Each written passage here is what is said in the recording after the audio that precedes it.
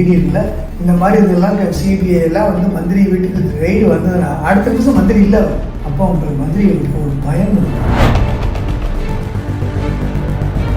Raid அது யாரு கட்டது? திமுக தான் கட்டது. இல்லை அவருக்கு முதலமைச்சருக்கு தர்ம சங்கடமான அப்படி இப்போ நிலைமை உண்டாக்கக்கூடாது. கழகத்துடைய பொதுச் செயலாளர் அவரை வந்து ஒரு எக்ஸாம்பிள். அதிகாரிகள் வந்து ஒரு விசாரணைக்கு வராங்கன்னா விவரம் இல்லாமல், தரவுகள் இல்லாமல், ஆணித்தரமான ஆதாரங்கள் அத்தாட்சிகள் இல்லாமல் ஒரு சோதனை வரமாட்டாங்க.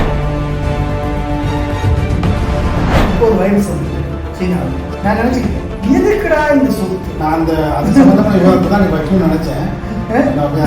இன்னைக்கு பரபரப்பான அரசியல் ஒழிக்க வந்துட்டோம்.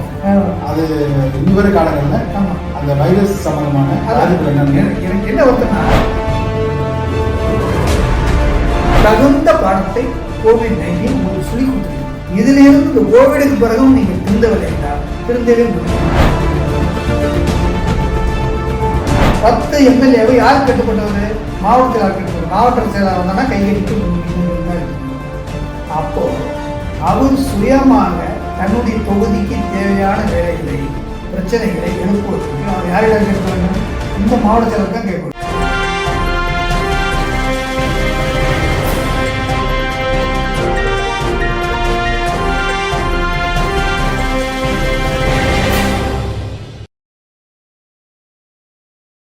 சிசிஎன் மீடியா நண்பர்களுக்கு இனிய வணக்கம். அமைச்சர் துரைமுருகன் வீடு உள்ளிட்ட அலுவலகத்திலும் அவரது மகன் கதிரானந்த் வீடு உள்ளிட்ட பல்வேறு இடங்களிலும் அவருக்கு சொந்தமான பல நிறுவனங்களிலும் அமலாக்கத்துறை பல்வேறு சோதனைகளை நடத்தி வருகின்றது. இதில் இனி அடுத்தடுத்து நடக்கப் போவது என்ன என்பது பற்றி நம்மிடையே கருத்துக்களை கூற இணைந்திருக்கிறார் அரசியல் விமர்சகரும் முன்னாள் சட்டப்பேரவை உறுப்பினரும் மருத்துவருமான ஸ்ரீதரன் அவர்கள். வணக்கம் சார். அமைச்சர் துரைமுருகன் ரொம்ப ஆளுமை மிக்க திமுகவில் வந்து முக்கியமான ஒரு அமைச்சர். முதலமைச்சர் ஸ்டாலின் அடுத்தபடியாக எல்லா விதமான பவர்ஸ் என்று சொல்லலாம். உதயநிதி ஸ்டாலின் வந்து துணை முதல்வர் நியமிக்கப்பட்டிருந்தாலும் அறிவிக்கப்பட்டிருந்தாலும் அவர் வந்து துரைமுருகன் அடுத்த இடம் தான், 3வது இடம் தான். ஸ்டாலின் அதுக்கப்புறம் தான் துரைமுருகன் அந்த அடிப்படை தான் வருது. இப்படிப்பட்டு ஒரு முக்கியத்துவம் வாய்ந்த அமைச்சராக துரைமுருகன் இருக்கும் நிலையில் கடந்த 2019ஆம் ஆண்டு நடந்த பாராளுமன்ற தேர்தல் சமயத்தில் அமலாக்கத்துறை அவரது வீடு உள்ளிட்ட பல இடங்களில் சோதனை நடந்தது. அதன் காரணமாக தொகுதியில் வந்து தேர்தல் நிறுத்தி வைக்கப்பட்டது. 5 வருடம் கழித்து இப்பொழுது அமலாக்கத்துறை மீண்டும் வீடு, அலுவலகங்கள், இல்லங்களில் பார்த்தீங்கன்னா நிறுவனங்கள் நிறைய இடங்களில் சோதனை நடத்தி வருகின்றது. பல்வேறு விதமான ஆவணங்கள் கைப்பற்றப்படும் சூழலில் இனி அடுத்தடுத்து தமிழக அரசியலிலும் திமுகவில் நடக்கப் போவது என்ன? அரசியலில் குறைந்தபட்சம் ஒரு நேர்மை இருக்க வேண்டும் என்று ஒரு மைய கருத்தை வலியுறுத்தி வருகின்ற ஒரு நபர் என்ற முறையில் என்னுடைய கருத்தை சொல்கிறேன். அதாவது 30 வருஷத்துக்கு முன்னாடி நான் எம்எல்ஏ ஆகிறதுக்கு முன்னாடி 86 கட்டங்கள்லாம் நான் அதிமுக மந்திரிகளுக்கெல்லாம் அவங்க மந்திரி வரும்போது கேம்ப் வரும்போது அவங்க கோயம்புத்தூர் வரும்போது பேசும்போது சொல்லலாம், இன்றைக்கி வந்து கோர்ட்டில் ஒரு ஸ்ட்ரிக்சர் பாஸ் பண்ணிட்டாங்க. ஒரு மந்திரி மேலே ஒரு ஸ்ட்ரிக்சர் பாஸ் பண்ணுற ஜட்ஜ்மெண்ட் இல்லை, ஒரு ஆப்சர்வேஷன் பண்ணாலே அந்த மந்திரி உடனே ராஜினாமா பண்ணிடுறாங்க. ஸ்ட்ரிக்சர் பாஸ் பண்ணாலே மந்திரி பொறுப்பெடுத்து ராஜினாமா சொல்லியிருக்காரு. சிஎம் கூப்பிட்டு உடனே ராஜினாமா பண்ணிடுவோம் அப்படின்ட்டு. அப்படி இல்லைன்னா கவுனரே கூப்பிட்டு சொல்லுவாங்க, உங்கள் மந்திரி வந்து இப்படி கோர்ட்டு வந்து இது பண்ணியிருக்கு, உடனே அதை ஒரு மந்திரி நீக்குங்க அப்படின்னு சொல்லிட்டு. இப்படி கேட்ட காலம் உண்டு. செந்தில் பாலாஜி வழக்கில் உச்சநீதிமன்றம் கேட்குது, நான் இத்தனை வருஷம் வந்து அவரை வந்து நீங்கள் வச்சுருக்கீங்க, ஏன் வந்து பொறுப்பு வாய்ந்த அமைச்சராக வச்சுருக்கீங்க? அது கேட்டதுக்கு அப்புறம் தான் வந்து அந்த இலாக்காவை எடுக்கிறாங்க. எடுத்து மறுபடியும் வந்ததுக்கப்புறம் தான் வந்து அவருக்கு அமைச்சர் கொடுத்தாங்க. 10 சிட்டிங் அமைச்சர், சீனியர் மோஸ்ட் மினிஸ்டர் இன்க்ளூடிங் ஆரம்பி 10 பேரை டிஸ்மிஸ் பண்ணாங்க அமைச்சர்கள். ஞாபகம் அமைச்சர் இந்தியாவிலே யாரும் செய்யாது. 10 பேர் நீங்க ஒற்ற டைம், எல்லா சீனியர் மினிஸ்டர்ஸ். அந்த காலகட்டத்தில் ஆரம்பித்த லாபி வேற பெரிய லாபி. அவர் லாபி, அவர் பெரிய லாபி தூக்குனர். ஏன்னா எம்ஜிஆர் பண்ருட்டியார் எல்லாம் போகிறப்ப எல்லாம் எம்எல்ஏக்கெல்லாம் எழுச்சி நிற்கிறாங்கன்னா மறுபடியும் கொஞ்ச நேரம் கழிச்சு ஆரம்பிக்கிற போகிறப்ப அப்பொழுதும் வந்து எம்எல்ஏக்களை எழுச்சி நின்ன நிகழ்வு நடந்திருக்கு. அப்படிலாம் லாபி பண்ணவர். அப்படி லாபி பண்ணவர் காலையில் பேப்பர் பார்த்தா 10 அமைச்சர்கள் இங்கூட ஆரம்பிப்பார் அப்படி நீக்கினார். அந்த காலம் என்ன? இன்று மந்திரிகள் மேல் என்ன வருது அப்படின்னா 30,000 கோடின்றாங்க, 40,000 கோடின்றாங்க, 4,000 கோடின்றாங்க, 5,000 கோடின்றாங்க. இப்படி ரெய்டு இடியில் இந்த மாதிரி இதெல்லாம் சிபிஐ எல்லாம் வந்து மந்திரி வீட்டுக்கு ரெய்டு வந்ததுன்னா அடுத்த நிமிஷம் மந்திரி இல்லை அவர் இந்த மாதிரி வந்தது. அப்போ உங்களுக்கு மந்திரிகளுக்கு ஒரு பயம் இருந்தது. மக்களுக்கு பயந்தாங்கல்ல, மக்களும் பயந்தாங்க. மக்களுக்கு வந்து அமைச்சரும் பயந்தாங்க, மக்களுக்கு அவ்வளவு இருந்தாங்க. அது ஒன்று. ரெண்டாவது ஒரு முக்கியம், நாங்களாம் எம்எல்ஏ இருக்கும்போது நாங்கள் இண்டிபெண்டாக இருக்கோம். எந்த மாவட்ட செயலாளரும் எங்களை வந்து வந்தவங்க எம்எல்ஏ ஆகல. நான் டைரெக்டாக கட்சியுடைய தலைவர்கள் இருந்தாங்க. இப்போ எப்படின்னா ஒரு மாவட்ட செயலாளர் அவர் பொறுப்பில் அந்த டிஸ்ட்ரிக்ட், இந்த டிஸ்ட்ரிக்டில் 10 தொகுதி இருந்தால் 10 தொகுதி நீ ஜெயிச்சு கொண்டு வரணும். நீ கேண்டிடேட் போட்டுக்கோ, நீ சொல்கிற அளவு போட்டு இந்த பணக்கூட தர ஜெயிச்சுக்கோ.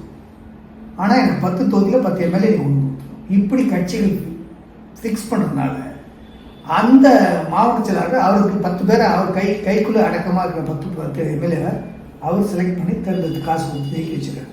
அதோட அப்போ என்ன அந்த 10 எம்எல்ஏயும் 10 எம்எல்ஏவை யார் கட்டுப்பட்டவர்? மாவட்ட செயலாளர் கட்டுப்பட்டு. மாவட்ட செயலாளர் வந்தானா கை கட்டிட்டு நின்று தான் இருக்கீங்க. அப்போது அவர் சுயமாக தன்னுடைய தொகுதிக்கு தேவையான வேலைகளை பிரச்சனைகளை எழுப்புவதற்கு அவர் யாரிடம் கேட்க வேண்டும்? இந்த மாவட்ட செயலர் தான் கேட்கணும். ஏன்னா அவர் யாரும் ஐயோ நானா நீயே ஜெயிக்க வச்சேன், நான் தான் காசு கொடுத்து நான் சீட்டு கொடுத்து நிற்க வச்சு ஜெயிக்க வச்சேன். அப்போ நீ வந்து அவருக்கு கட்டுப்பட்டு வரணும். இப்படி ஆகி போட்டதுனால ஒரு தொகுதியில் எம்எல்ஏக்கள் சுதந்திரமாகவும் சுயமாகவும் நடக்க முடியல. இதில் ஒரு ப்ளஸ் பாயிண்ட் ஒன்று இருக்குது. இப்போ எந்த எம்எல்ஏ பற்றி எந்த புகாரும் வராது. பார்த்தீங்களா? சுத்தமாக வராது, ஒரு புகார் வராது. ஆனால் அப்போ தனித்தனியாக இருக்கும்போது எம்எல்ஏ பற்றி புகார்கள் வரும், தனித்தனியாக வரும், இண்டிபெண்டாக எம்எல்ஏ. ஆனால் அந்த பிரச்சனை இப்போ இல்லை. ஆனால் எப்போவுமே ஒரு இண்டிபெண்ட் எம்எல்ஏ வந்து தொகுதியில் இண்டிபெண்டாக இருக்கும். அப்போ தான் ஒரு தொகுதிக்கு ஒன்று நல்லது கெட்டதுகளை பார்க்க முடியும், செய்ய முடியும். தொகுதிக்குண்டான பிரச்சனைகளை மந்திரியிடத்தில் கூசாமல் அது வந்து சரளமாக தங்க தடையிட்டு எடுத்து சொல்ல முடியும். எத்தனையோ தொகுதிகளில் எத்தனையோ பொதுமக்கள் பிரச்சனையாக இருந்தாலும் இப்போ இந்த இன்சிடென்ட் எடுத்துக்குவோம். இந்த தொகுதி எம்எல்ஏ யார்? அவர் பேச முடியுதா? அவர் வயசு பேச முடியலையே, அவருடைய கருத்துக்களை சொல்ல முடியலையே. யாராக இருந்தாலும் சரி, யாராவது எம்எல்ஏ பேசுகிறாங்க பார்த்தீங்களா? பேச முடியல. ஏன்னா எல்லாருமே அப்படி செய்தாச்சு, எல்லா கட்சிகளும் தான். இந்த திட்டம் ஒரு முன்னாள் சட்டமன்ற சொன்னால் இந்த ஆபத்தான இது இருக்கக்கூடாது. அடுத்த ஆரம்பங்க நம்ம வந்து ஒரு பாலிசி மேக்கர், நமக்கு ஒரு பெரிய பொறுப்பு, பெரிய அதிகாரம் இருக்குது, பெரிய மதிப்பு இருக்குது, பெரிய மாண்பு இருக்குது. அப்படிப்பட்ட பதவியை வைத்து கொண்டு ஒரு போலீஸ்காரனோ ஒரு இடியோ ஒரு சிபிஐயோ நம்ம வீட்டுக்கு வந்து சோதனை இல்லைன்னு சொல்லி கதவை திறக்கன்னு சொல்கிறது, அந்த நிகழ்வே வந்து ரொம்ப வெட்கக்கேடான என்னுடைய பார்வை. அந்த நிகழ்வு உண்டாடக்கூடாது. மந்திரி மாதிரி இருக்கும். அதாவது கடந்த சில மாதங்களுக்கு வந்து பார்த்தீங்கன்னா உதயநிதி ஸ்டாலின் வந்து துணை முதலமைச்சர் ஆக்கிறதுக்கு முன்னாடி ஒரு பேச்சு வந்து, அதாவது வந்து கட்சியில் ரொம்ப வந்து வயதானவர், அனுபவம் மிக்கவர், ரொம்ப வந்து படுத்த அரசியல்வாதி, துரைமுருகனுக்கு துணை முதலமைச்சர் பதவி கொடுத்துருக்கணும், உதயநிதி ஸ்டாலினுக்கு கொடுக்கறதா ஒரு பேச்சு இருக்குது. ஆனால் இவர் கொடுத்து தான் அவர் கொடுக்கணும் அப்படின்னு இருந்தது. ஆனால் அந்த பேச்சு அப்படியே வந்து பின்னாங்கப்பட்டு இவரை வந்து துணை முதலமைச்சராக வந்து இப்போ பாருங்க, இப்போ ஒரு சீனியர் மோஸ்ட் மினிஸ்டர் நம்பர் 2 இவர் எப்படி இவர் வீட்டில் ரெய்டு அப்படின்னா அது யாரு கெட்டது? யாரு கெட்டது? திமுக தான் கெட்டது. அந்த அவருக்கு முதலமைச்சருக்கு தர்ம சங்கடமான நிலைமை. அப்படி இப்போ நிலைமை உண்டாக்கக்கூடாது. கழகத்துடைய பொதுச் செயலாளர் இருக்காரு, அவரை வந்து ஒரு எக்ஸாம்பிளாக இருக்கணும்.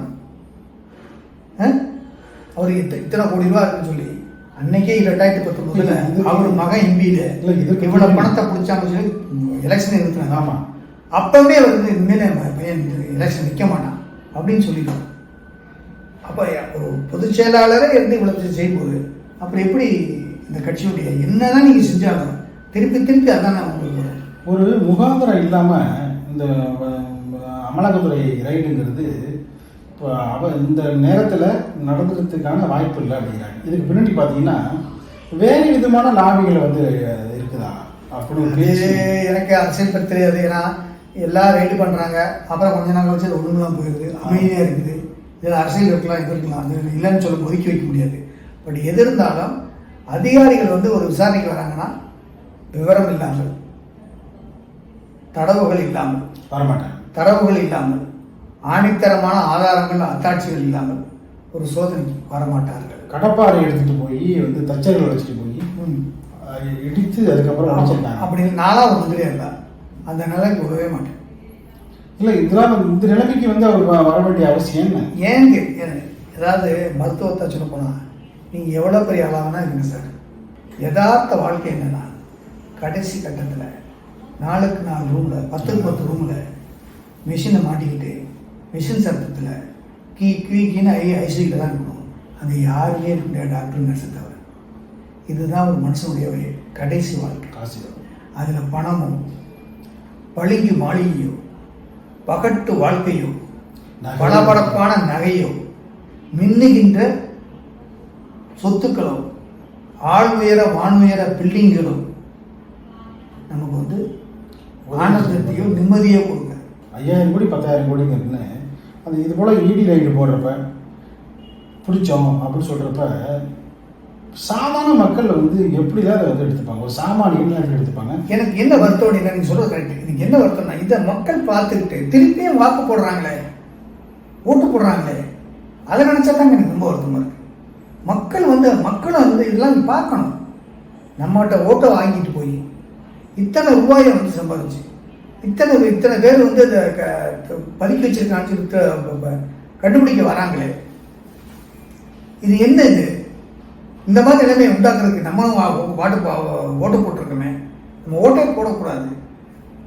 அதே மாதிரி வந்து தேர்தல் நேரத்தில் பணமே நம்ம வாங்கக்கூடாது, நல்லவர்களை தேர்ந்தெடுக்க வேண்டும். மக்கள் நினைக்கணும் சார். மக்கள் என்னைக்கு நினைக்கிறார்களோ அன்னைக்கு தான் சார் இந்த மாதிரி 1000 கோடி சேர்த்துருக்காங்க, 10,000 கோடி சேர்த்துருக்காங்க, அங்கே ரைடு, இங்கே raid, CBI raid, income tax raid, இதெல்லாம் ஒரு அரசியல்வாதிக்கு வரவே கூடாது சார். இவர்கள் இடத்துல மட்டும் இல்லை, அந்த வேலூர் மாவட்டம் காட்பாடி தொகுதிக்கப்பட்ட பூஞ்சோலை கிராமத்தில் இருக்கிற சீனிவாசன் இவருடைய ஆதரவாளர்கள் அவர் வீடுகளிலும் பார்த்தீங்கன்னா அமலாக்கத்துறை வந்து பல மணி நேரமாக வந்து விசாரணை. ஒரு சாதாரண கட்சி நான் பார்த்துருக்கேன். எல்லா அரசியல் கட்சியிலும் இருக்குது. எல்லா அரசியல் கட்சியிலும் பினாமி இருக்காங்க. தான் பினாமி அபாலிஷன் ஆக்ட்னு இருக்குது. பினாமி டான்ஸ்ங்கிற இது இருக்கு இல்லையா? அப்புறம் வந்து பார்த்தீங்கன்னா பல மணி நேரமாக ஆய்வு பண்ணுறாங்க, சோதனை பண்ணுறாங்க. ஆமாம், 2 நாட்களாக வந்து நடந்துட்டு இருக்கு. ஒரு ஆய்வுக்கு வரும்போது 6 மாதம் 7 மாதத்துக்கு அதை ஃபாலோ பண்ணி அதை கண்டுபிடிச்சி அதை ட்ராக் ரெக்கார்டை பார்த்து அதை டீட்டெயில்ஸ் எடுத்து அதை கலெக்ட் பண்ணி அதை கிராஸ் செக் பண்ணி அதனுடைய உண்மைத்தன்மை தெரிஞ்ச பிறகு தான் அது ரைடுக்கு வராங்க. அதனால் இப்படி பண்ணும்போது அதில் யாராக இருக்காங்களோ இதெல்லாம் வந்து ரொம்ப தமிழ்நாட்டு அரசியல். இந்த சோதனை மூலமா அமலாக்கத்துறை வந்து ஒரு விதமான எச்சரிக்கை மணியை வந்து அதிமுக மீது நோக்கி அடிக்குது. அதாவது பார்த்தீங்கன்னா விஜயபாஸ்கர் வீடுகளில் பார்த்தீங்கன்னா பல நாட்கள் நடந்தது அமலாக்கத்துறை சோதனை. அதுபடி பார்த்தீங்கன்னா அதிமுக முன்னாள் அமைச்சர்கள் பல பேர் நடந்தது. அதனால் வந்து மீண்டும் அதை நோக்கி வருவதற்கான ஒரு எச்சரிக்கை மணியை வந்து சார் இங்கே செய்தவர்கள் யாராக இருந்தாலும் சரி தண்ணி குடித்து தான் அவங்க அதிமுக திமுக எந்த கட்சியும் சரி, நான் அந்த கட்சி தவறு செய்யக்கூடாது.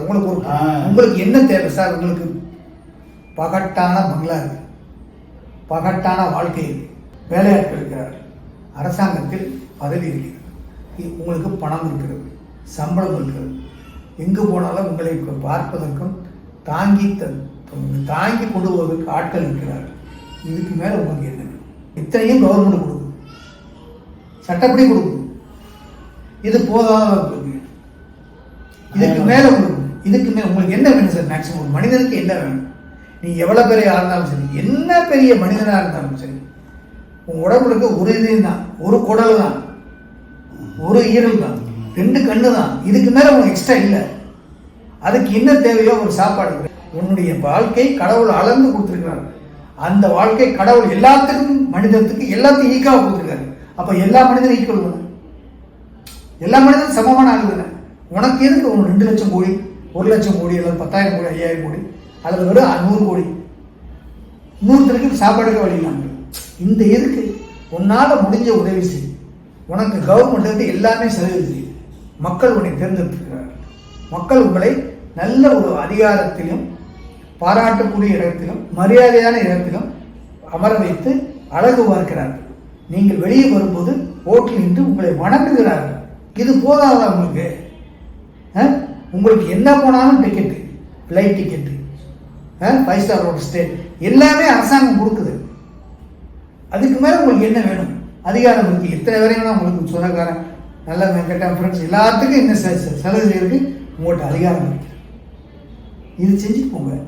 நீ என்ன செய்தாலும் நாம் இறக்கும்போது ஒரு நல்ல மனுஷப்பா இருந்தான், வாழ்ந்தான், நிலைத்து நின்றான் மக்கள் மனதில். ஏன்னா அண்ணாவை எதுக்கு நம்ம இன்னும் சொல்றோம், காமராஜர் எதுக்கு நம்ம சொல்றோம், கக்கன் எதுக்கு நம்ம இன்னும் சொல்றோம், எம்ஜிஆர் எதுக்கு இன்னும் சொல்றோம். எம்ஜிஆர் வந்து பாடுங்க, இவர் போல யார் என்று ஊர் சொல்ல வேண்டும். அந்த மாதிரி ஒரு வரியை பாடலாம், அந்த ஒரு வரி மட்டும் போதும். இப்போ நான் சொல்றேன், இன்னைக்கு மருத்துவரை சொல்றேன், இப்போ ஒரு வைரஸ் வந்துட்டு இருக்கு சீனாவில்.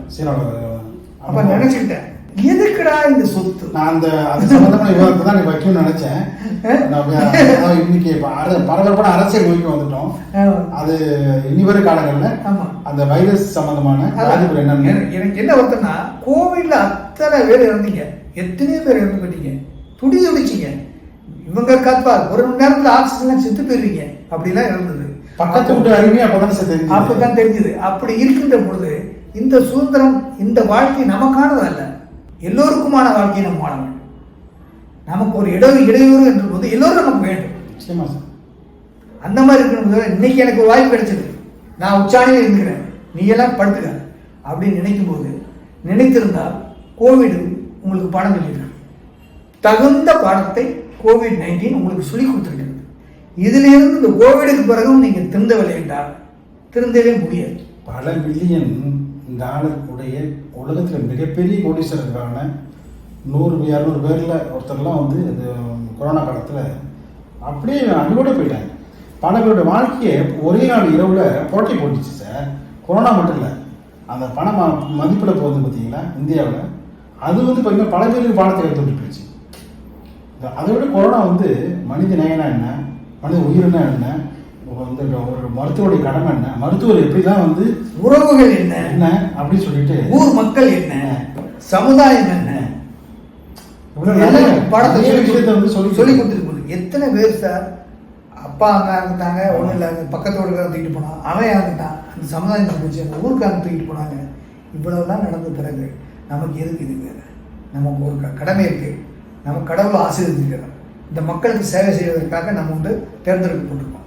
அதை பயன்படுத்தி நல்ல பேர் எடுத்து 5 வருஷம் உங்களுக்கு வந்து நேர்மையாக சம்பாதிச்சாலும் நீங்கள் நல்லா உங்கள் 2 தலைமுறைக்கு வாழ்றதுக்கு நீங்கள் சரியாகிடலாம், தவறு இல்லை. அதுக்கு நம்ம அரசாங்கமே உங்களுக்கு வழி வருது. அந்த மாதிரி செஞ்சு போங்க, விதிகளுக்கு உட்பட்டு. அப்புறம் நீங்கள் காலம் போகிற வரைக்கும் உங்களுக்கு பென்ஷனும் இருக்குது. இதுக்கு மேலே உங்களுக்கு என்ன வேணும்? இந்த விஷயத்தில் வந்து இனி அடுத்தடுத்து அமலாக்கத்துறை மூலியமாக என்ன நடக்க போகுது என்பதை பொறுத்திருந்து பார்ப்போம். அங்கு அமலாக்கத்துறை மூலியமாக கைப்பற்றப்படும் பொருட்கள், ஆவணங்கள், என்னென்ன விதமான பொருட்கள் சிக்கியிருக்கின்றன என்பது இனிவரும் நாட்களில் நமக்கு தகவலாக கிடைக்கக்கூடும். அதை மையமாக வைத்து அடுத்த நகருடன் சந்திக்கிறேன். மிக்க மகிழ்ச்சி சார்.